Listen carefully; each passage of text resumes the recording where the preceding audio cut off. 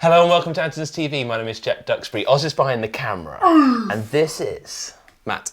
Thanks. And if you don't know Matt, we've done loads of videos together, so go check those out. But in front of us, you've brought us something that I'm very excited about. You've just got it out of the bag. I was gushing, but we're going to edit that out because I overly gush all the time about teenage engineering. What are we talking about today? Today we're talking about K.O 2. So this is the new sample composer from TE.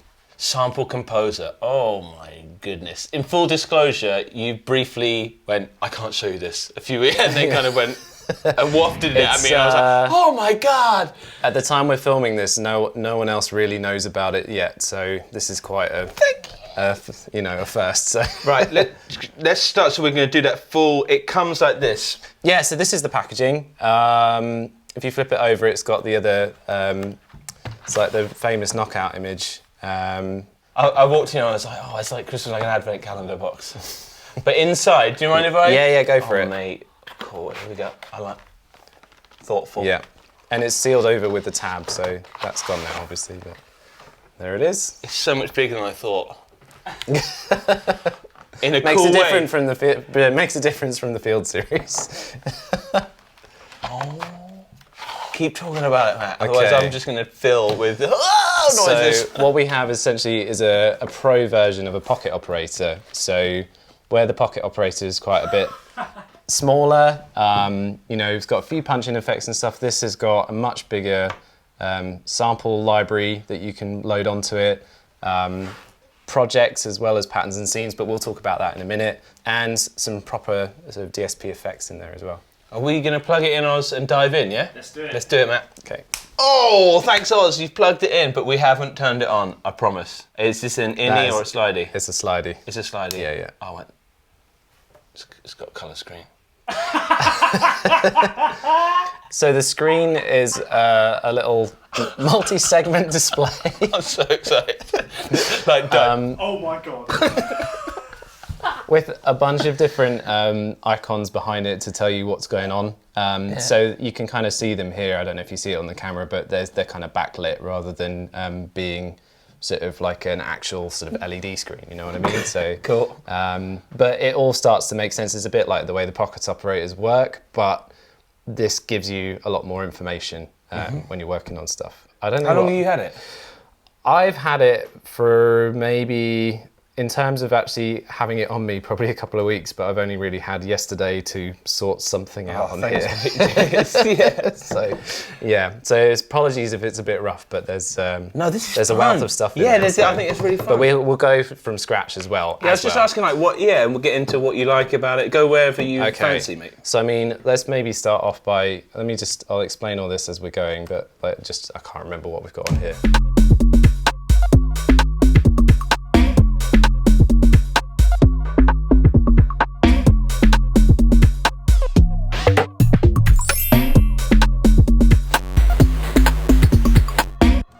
So it's just a quick rough patch. And you had to make that, didn't you? Yeah, with the samples that come with it. So when you open the box and you get the EP out, it will have a massive amount of kick drums, snares, melodic samples, some sort of oddities here and there, and some really cool bass sounds as well. Doesn't have any like patches from a starting point, so no like preset patches. And this is all well and good because it's actually not too hard to get to working with it. It might be a little different to the pocket operators and how you program it, but we'll go through all that today and we'll just sort of talk it through. Is that in relation to patterns as well? Because I really got into the pocket operator world, and they come with, each one of these would have their own pattern attached to the number. Yeah. So it's probably best if we go through this. I'll try to make it like at least amount of boring and most amount of just like get to the point with it. Wicked. So we've got 9 different projects. Imagine them like each one is a song. Mm-hmm. So that's 9 different ones that you can load between. So we loaded onto that pattern, but if I hold this main button and 7, it'll load patch 7, which is something a bit more like... Or you do have to stop in between. There is...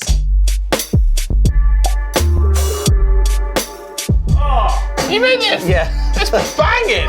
This is the one I wanted to start with, actually. You've got some punching effects like the original one.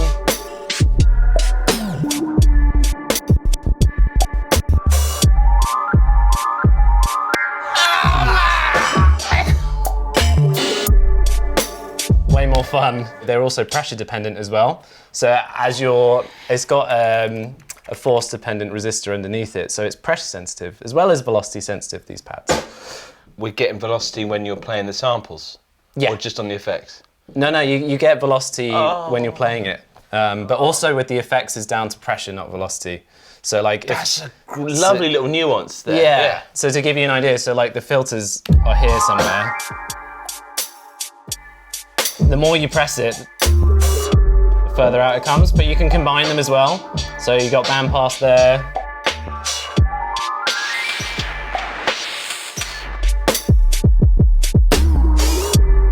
Yeah, so you can do some cool stuff with that as well. So that's a big one. If you don't know about Pocket Operator, they weren't velocity sensitive, or pressure. No, not at so all. all fixed levels, and you had to work that into your sample. That's a massive deal. That tune is also hard as hell. Yeah, thank you. Yeah, best demo song I think ever. I'm so sorry I didn't start with that. No, that's where, because the other two were like, I was getting there with them, but I wasn't happy. So, but then that one, 9 projects, and then within them, how does that hierarchy continue? So yeah, back to that structure. So the 9 projects that you have, each project is going to have 4 groups, and a group is essentially a cluster of 12 different sample pads. So you have group A, which has got, not all the slots are loaded, you don't have to. Bass in there, sort of a bit more of like melody stuff and some different pads and drones and all sorts, basically. You can load in what you want, it's very, very flexible. So the point is, one song has 4 groups of 12 pads, and then the way that you work with it in terms of generating ideas is that you'll have things called scenes, and a scene is basically a set of 4 patterns. So one pattern on each of these is going to play, and then you save that by shift and commit there, and then that is a scene that's just generated from that. So you could start off by writing a drum beat, commit that as a scene, maybe that's where the song starts, add the next bit, commit that, etc., etc. We'll go through that. It was quite a lot to wrap my head around to begin with, and I think a lot of people might have that, but once you get used to that sort of structure in your head, it is fine. So 9 songs, each with 4 different, essentially, instrument groups, and they have 12 pads, and you basically program them up so that you've got patterns running, and a pattern per group is a scene, if that makes sense. It does, okay. Good. So you can program to grid, and you've got basically a sort of bars and beats counter there, but you can also, with this one, it's very clear, like it's not locked into the grid at all. It's kind of like free flowing. Like with a lot of TE stuff, there's different ways to program them, and this one you can either step sequence, but in a slightly different way that we'll go through, or you can sort of live play in with those pads with the velocity sensitivity, which is more kind of what I did with this, and then tighten things up afterwards. Keep going. Okay, well, should we start something from scratch just so we can look at how it works? Okay, so I can't promise it'll be as good as that. Or it'll be. Okay, so where we want to start with a new project is to load an empty one. So like I say, when you get the unit, this is what's going to happen. So you hold main. I think, hopefully, project 1 is empty. Yeah. So we've got just each one of these. You can see when you hold the group, it's showing you what patterns loaded, so it always just starts with pattern 1. So I think the best place to start is maybe to load some sounds. So we're on group A. Sorry, let me get rid of that. So what we want to do is just press the sound menu, which then takes us to basically where all your library of sounds are kept. So these are either mono or stereo.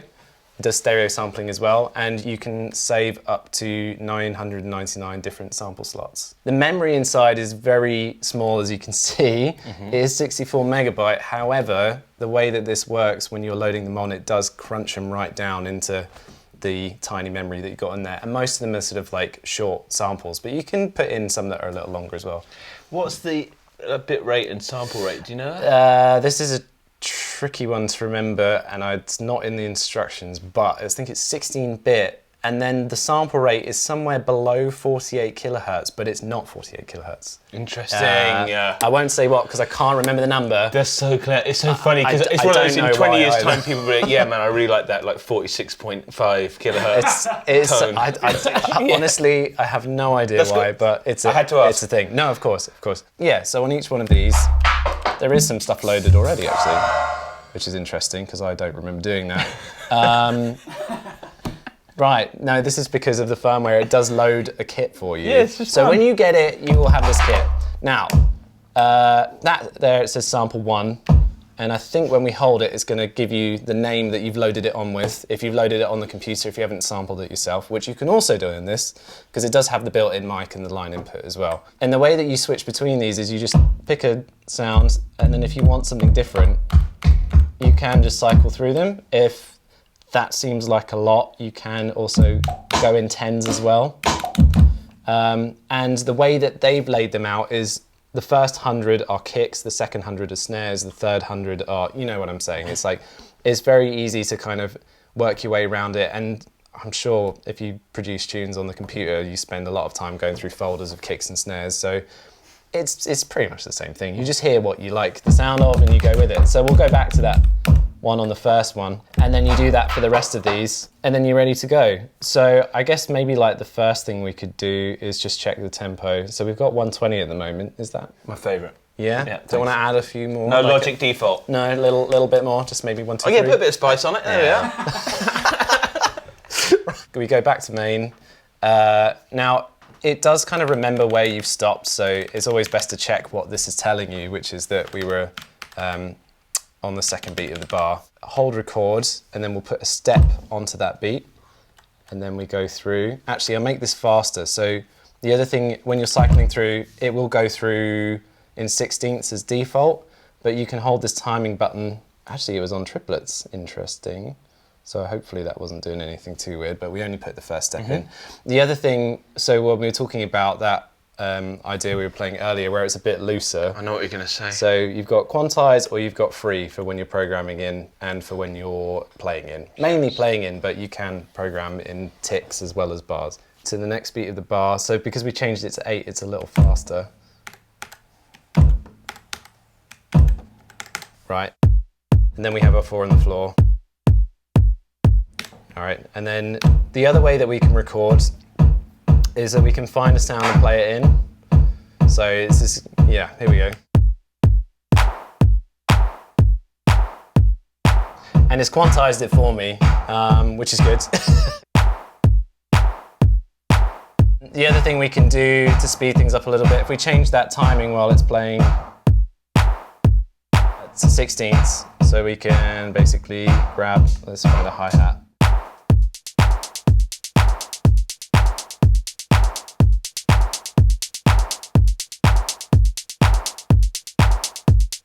So we've got like a very basic, like simple beat, but yeah, you basically, when you hold this timing button, you can just get repeats out of it. And you were riding the pressure there. Yes, that's, yeah, part of it is that.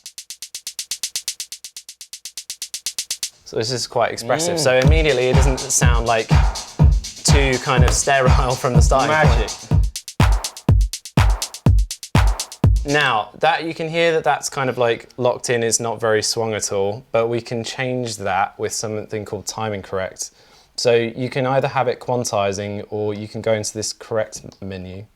Wait, hang on a minute. There we go. Which basically allows you to correct any errors, but when you're putting in swing, you sort of choose the amount as you go. You can either do it now, or what we're going to do is we'll just hold this button down and it will correct as it goes. So it shows you how many that it moved. Now I know that there are a lot of sequences out there that have swing that you just immediately apply, but what this lets you do is kind of be flexible with what's swung and then how it's quantized. So rather than just kind of, you know, applying it to everything or applying everything in uniform, we could have half of it swung, half of it not swung, or just nudge a couple of notes out just so that it has a bit more of like a human feel to it. But we've gone ahead and done the whole lot there. So if we add some bass maybe, I think this will be a good way to show how we do the keys thing. So You can hear we have different basses on here, but you can change these so that you can play them like a keyboard. So with the keys button, it'll remember the last pad you've pressed. One other thing we might want to do, because we don't want to just necessarily be in one bar intervals, and actually, just to save where we're at, I'm going to hold commit so that we're on the next scene now. So what you do is you tap record, and then you can decide how many bars you want. So we'll just go with 2 to add some variation, I guess. And then it'll start recording. So we can do that. We'll set it back Pre-roll, to the start. Make sure, yep, that's fine. Back here. Figure something out. I don't know, something like that. Let's go. Oh yeah, we're taking it to the show. Let's go.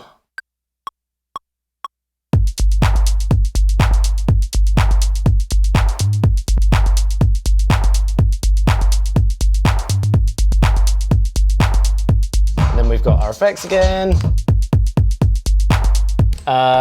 So it can be that quick as well, just to write something in. What else have we got on here that they've got loaded for us already?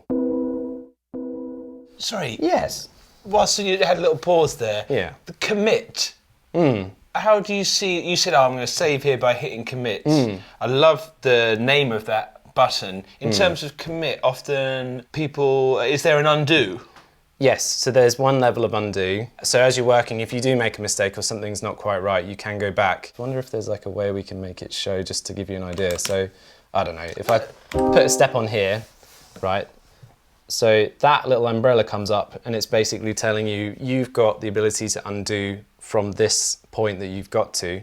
So then you would just hit Shift and B, which is that little undo button. And you're back there, it's not on that step anymore. But it will do that for quite a few different functions, just to kind of save you if you've messed with the pitch. So if you're freaking out, you see the umbrella, it's all right. Yeah, it's all good. Cool. If you don't, you've just got to move on. Commit. So with that commit, we'll show that. So where we put the bass line in now, let's commit that. So that's scene 2. So the idea being that when this is playing along, so we're on that scene 1 now.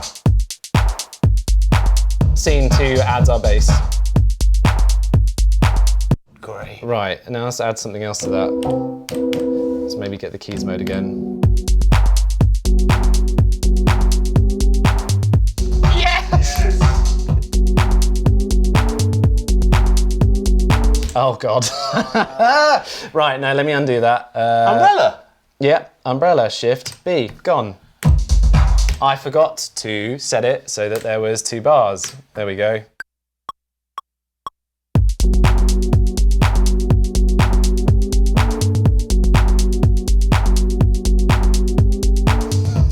Caught something with my finger there, but it's fine. We can find that step, so where it...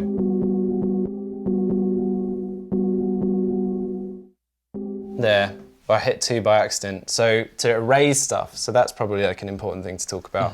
You can basically just take the erase button here and tap pretty much anything. If you just want it to be a specific step, you find the step you want, you find the step you don't like, and then you just press it and it's gone.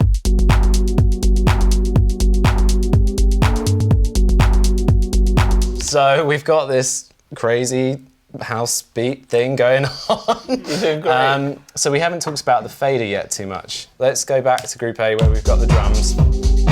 You've got this, you've got this ability basically to use the fader with all of these different controls here. So we've got level, so you can kind of bring stuff in and out. You've got pitch,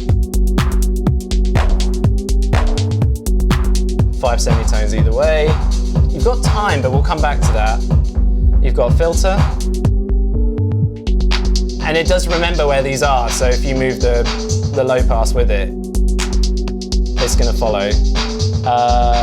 You can reset it by going back to where you're at. Let's grab that really annoying sound that I made earlier and go and send it to the effects. Weird and wonderful now.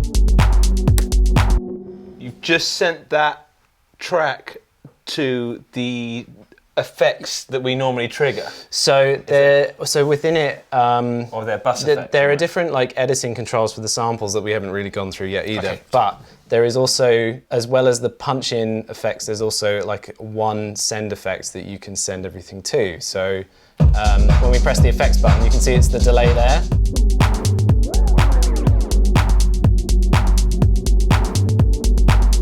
You've got a reverb, which if I just take let me just take that out quickly.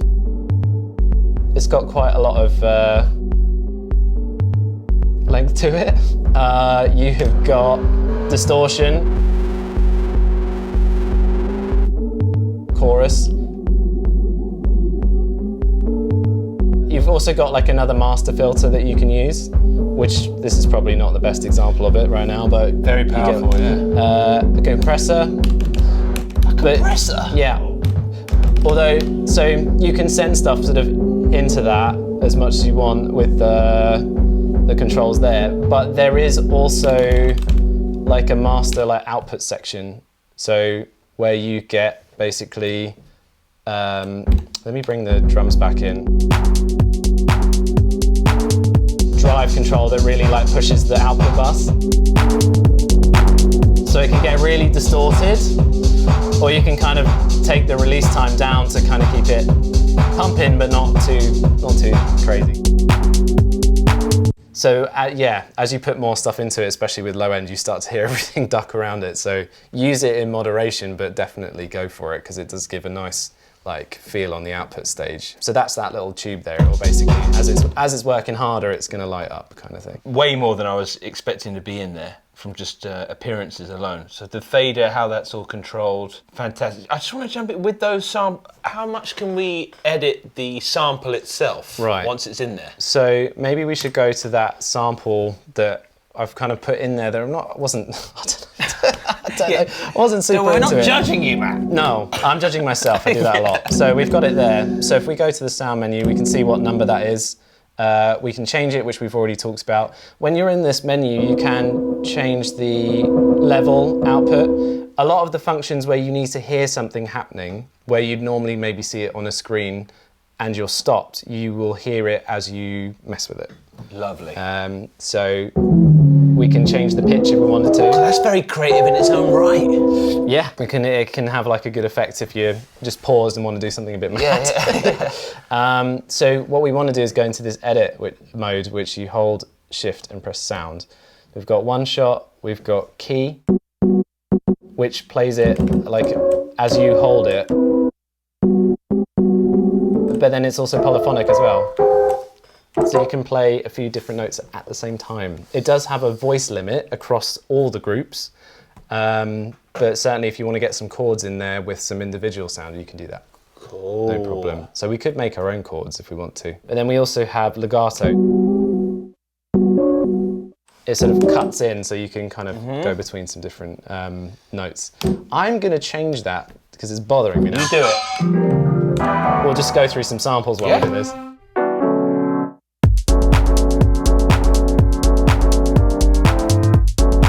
That's a bit more... It's very rare we have a demo where it's hard to focus on what you're saying because everything you're doing sounds so good. Yeah. And I'm so fascinated by what you're actually doing with your hands and how the thing sounds and of what you're doing. Okay. It's like, it's so cool. It's really cool. You can ask, if you need to ask me more questions and stop me and just like, stop, what are you doing? Then that's fine. Just everything I don't need to say anything. All of these samples are shipping with the unit, so there's nothing here special that I've added to kind of show it up, but you can put whatever you want on there basically, and we will. We're going to get there within reason. But yeah, so we got that like nice kind of lo-fi piano sound. And then the next one was the envelope, right? Let's go back into the sound editing thing here. So we'd already done whether it's going to be one shot. We'll leave that as a one shot. So these plus and minus buttons will go between. So now we've got trim, so we can take where the start of the sample is versus where the end of the sample is. So it's quite a simple thing, just start point, end point. It doesn't do kind of like sample looping, so you can't hold a button and then it keeps playing. But to combat that, you can put in slightly longer samples if you want something to have a slightly, you know, longer release time. So speaking of release time, we do have the envelope, which has an attack control and a release control, which don't preview, but you can just slow attack on there to start the sound.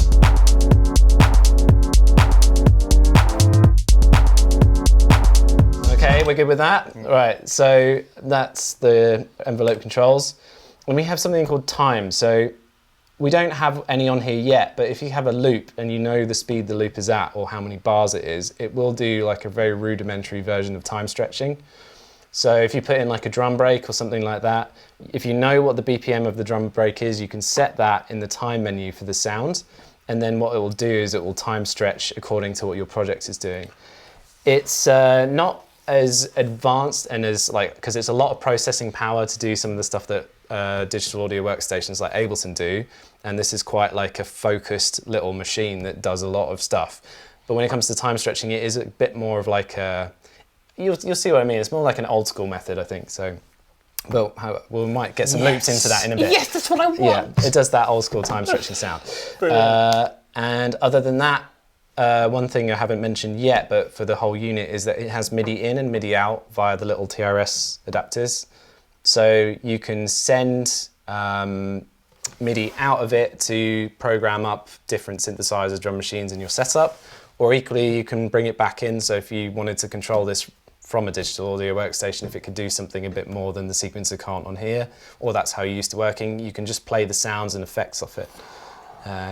What an addition. And I think it covers a lot of control, including, I think when you're sending messages into it, you can send messages to the whole pressure and velocity sensitivity too, so you can get stuff out of it that way. And then, last one, group. So it has, per group, it will have a mute group. So if you have your hi-hats where you've got an open hi-hat, you can then program in which ones you want to do that. Just to show that working, if I just go back quickly to the sound menu here, go to the drums, find that hi-hat. Was there an open one? Ow, it's close enough.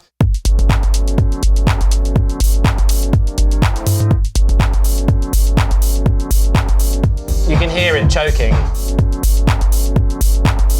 And then we go to edit and to group, you'll see that those two are connected, but we can disconnect them as well. So it sort of opens it back up again.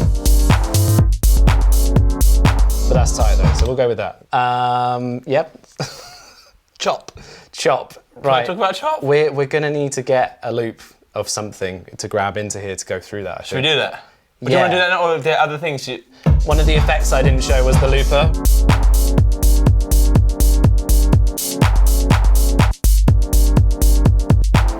Whoa. This is sick. Whoa.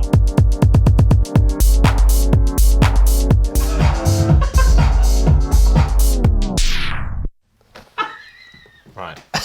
Whoa. I'm not even going to react. It's dope. Should we do the thing with the chop? Yeah, let's find a loop and let's work with it. Right, I'm going to find a loop. Mate, this is the dopest thing. I want it so bad. I told you. I said. Thanks, Matt. We got a brand spanking OP1 field out. Thank you. I'll do that. That was so boring. OP1 field on the table, plumbed in with a posh cable. Mm-hmm. We can sample this in now. Yes. And we can chop it in a couple of ways. Yeah.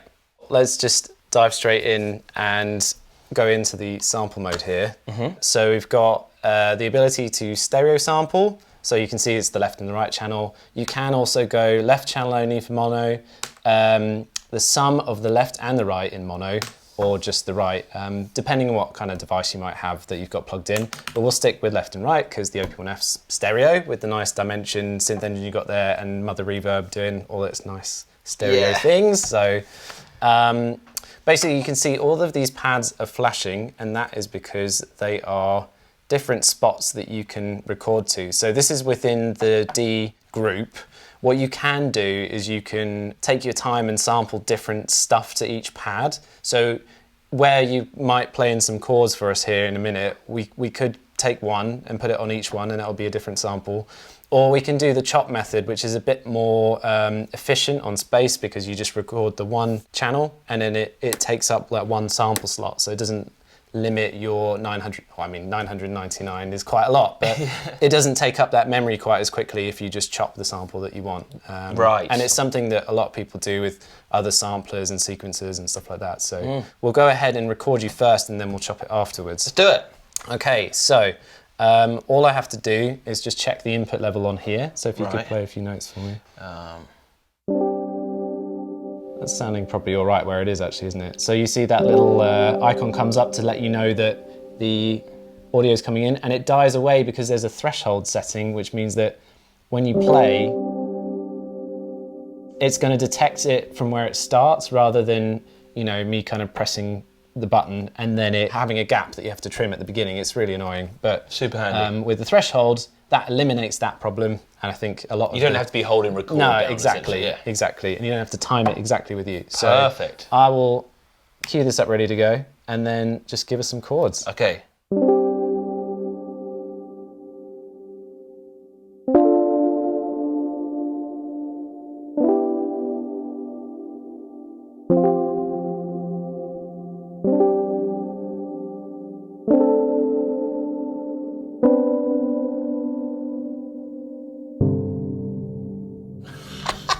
And you hit our 20-second timer. I wasn't even looking like an idiot. 20 seconds? So that's a lot. So we'll play it back now.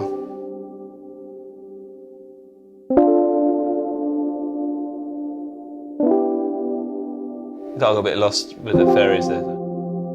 I could tell, but it sounded great. Cool, thanks.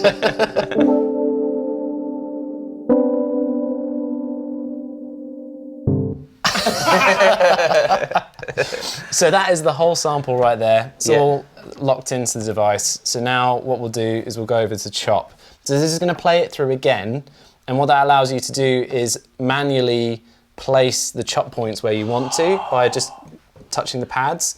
But we're going to use the auto chop method and see if it can find each of those transients. I think you tell it how many you want, but we'll let's see how it works. So shift and chop. Analyzing.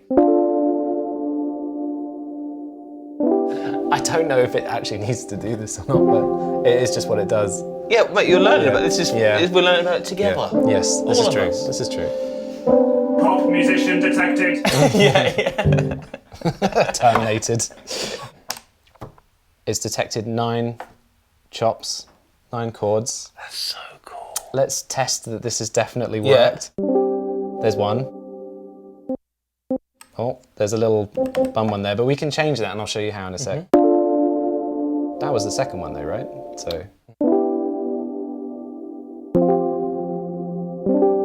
that's pretty good. Yeah.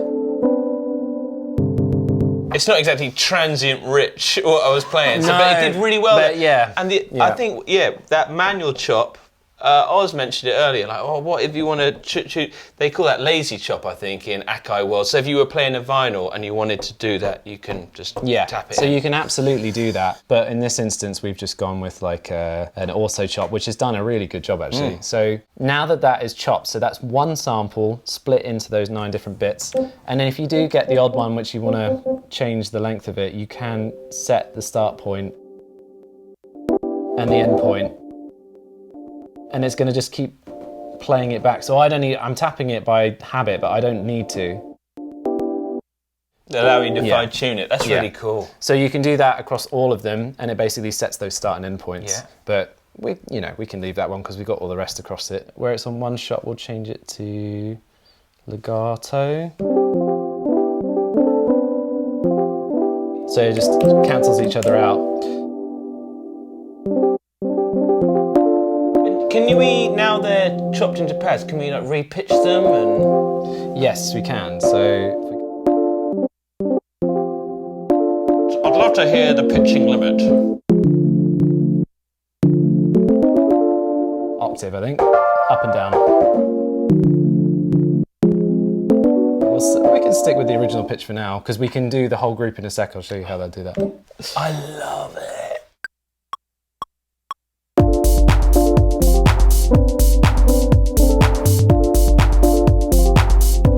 If we did change the pitch of the whole thing, we can go.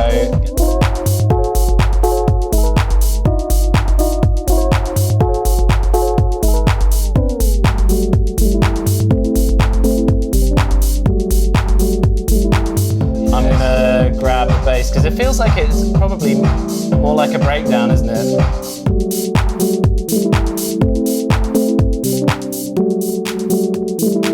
Something like that. Yeah. So I'm gonna commit that so we've got it saved. But we'll take that pattern so you can see we're on pattern 4. As it's playing, I'll just get rid of that kick so that we have our breakdown with your keys part. Wicked. I'll also get your keys part and I will send it to the effects, whatever they're doing at the moment. What are they doing at the moment? Oh, they're off.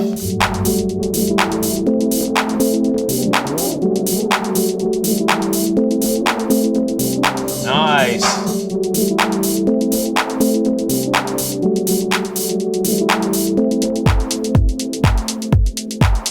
Where we've lost our bass, but I think that's hiding under a... Yeah, there it is. Woo!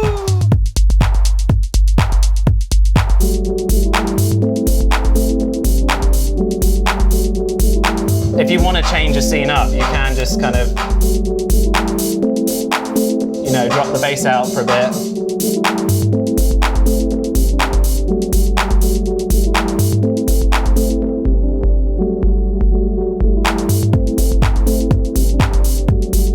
So that's a very immediate way to kind of play around with those scenes. You can change the patterns within them, but when you commit them, it just allows you to have something to go back to and structure it a bit more. So it's line in, chopping, Yeah. auto, lazy. And does it have a microphone? Yes, it does. I used to and still do use the K.O. all the time, the original K.O. because it's so cool sounding and lo-fi. Should we hear it? Yeah, let's give it a go. Let's do some of that. This group here where we need a free pad, which we've got one there. Yes! So we got that. We'll go into sample again. Is it, what type of microphone? Is it mono mic, stereo It's a little mono mic. Little mono mic, yeah, great. It's hiding in just in there. You can take this off because it's just a Lego kind of... Yes! And the batteries live in here as well. When we unplug this, it might be a little bit of noise, but it switches to the mic so you can see it's reacting to me already. Yeah. Yep, so we got that. And again, the threshold. So now you've got this icon instead. So I don't know, what should we do for this? Do you want a sick 90s ad-lib? Yeah. Yes, cool. Oh yeah. Yeah, that'll do it. You ready? Yeah, I'm doing it. Oh yeah.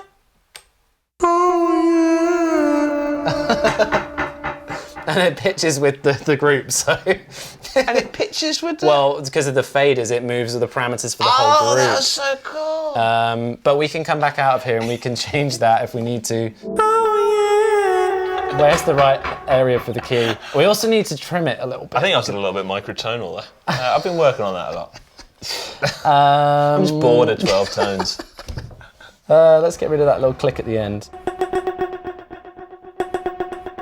The effect, that delay is nice. There's a little sway in it. There's a modulate, yeah. It's kind of a bit like a tape echo that's had a bit of time, passed. Wow, we need to find the pitch for this. It's right. Let's drop that in then.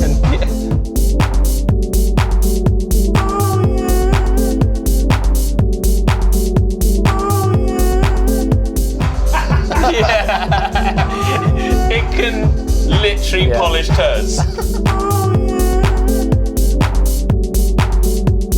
We've done line-in sampling, microphone sampling. Yep. One thing that you alluded to right at the beginning, and is the magic of the Pocket Operator for me, was the punch-in effects. As soon as I had something resembling music, I went straight to those because it made it so much cooler. Yeah. Are they implemented in a similar way? Yeah, exactly that. So they are just punch-in for now, where they don't latch like the Pocket Operator, but they are meant to be performance effects, not something that kind of sits across your whole pattern. If that makes sense, just because then that way you can kind of be more immediate and spontaneous with them. It doesn't form the basis of what you're you're kind of working on. But it does give you some really cool options for jamming and doing some stuff live, or if you're just feeling like you just need to give it something for like a fill or a variation when you're recording, then you can do that as well. And each one had very unique punching effects. And just to say the punching effects, not delay, reverb, things like that, they're chopping the audio almost, or manipulating the audio. There is a whole mixture of them, so we can go through them quickly. Let's do it, yeah. So,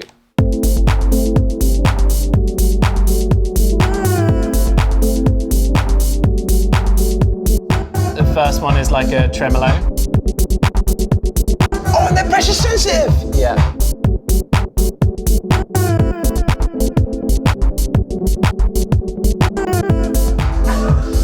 Right, so then you've also got a pitch shifter, which starts low, and then the more you press it, it comes up.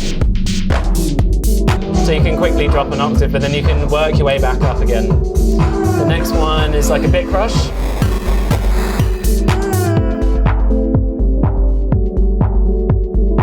Low pass filter, high pass filter, band pass filter. Yeah, that was another point as well. You can use them with each other. So where we've got the next one, which is like a delay.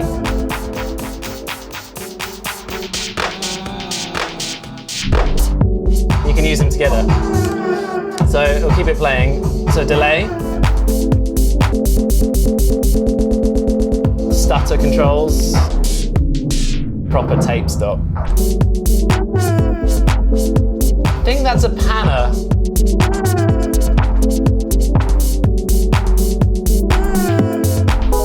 This one just randomly pitches around octaves.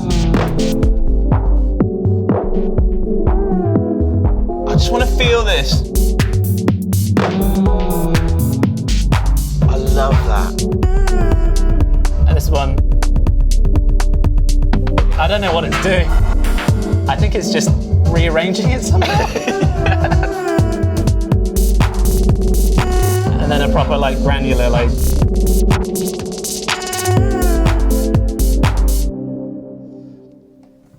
Amazing.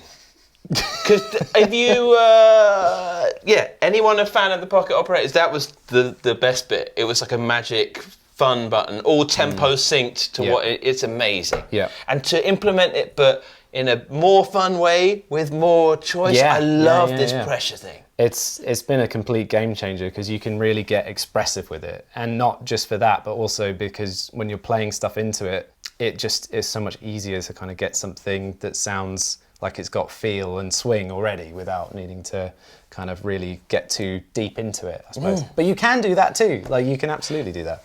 Just so you said the momentary effects, is there a way of baking them into a sequence yet? Not at the moment, no. And I think that is just to keep with its sort of spontaneity and something that you can then basically have like in the moment rather than just kind of recording them. I get why people want to do it. Yeah. But you do have some other things like on the master effects, you do have things like chorus and distortion. Not so much the kind of time-based stutters or tremolos and stuff, but again, it feels better to me to perform with that. Yes, because you want to be no fear of baking it in and being stuck. Because it's sort of as sequencer and a sampler, I think you want to be capturing what you're kind of playing and performing on it, really. Just like the Pocket Operators are, they're just so immediate. So you alluded to maybe this comes off, and you said it's got batteries. What batteries has it got? Yeah, so it's got. Let's see if we can get this one off. This one's a bit easier. We've got 4 AAAs, but it does power off USB, so you don't need to have it with the batteries and everything. USB-C as well. Yeah, USB-C. Come on, 2023. So exactly. Other things, just as a fanboy, are there any accessories launching with it? Yeah, so they'll do a splash bag where it's kind of like a plastic cover, so you can hook it over your shoulder. The strap, which plugs into these little holes in the side, which are like Lego Technics. So if you want to make your own accessories with some Lego you got lying around, you could do that as well. I do. You can make a stand for it, in fact, just something to... Right. Brilliant. The USB-C, Yep. as of today, this is available to order and buy. Yep. Will they be here, or is it a pre-order situation? I'm pretty hopeful they're going to be here at Andertons and ready to go. Great. But So if links not, below definitely. for all that stuff. The other thing, what did I want to ask? How much is it going to be? It's going to retail at $299.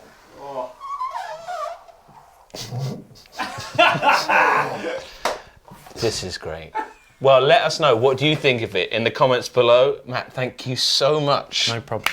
I really appreciate that. It's a dream for me, big fanboy, and I think that I'm interested to see what people think of it because it's a great timing for this product. For Christmas, amazing. Thanks, Oz, for being here and filming it. Thank you for being here. That was so much fun, and I'm sure we'll do way more on it, and we'll see you again soon on Andertons TV.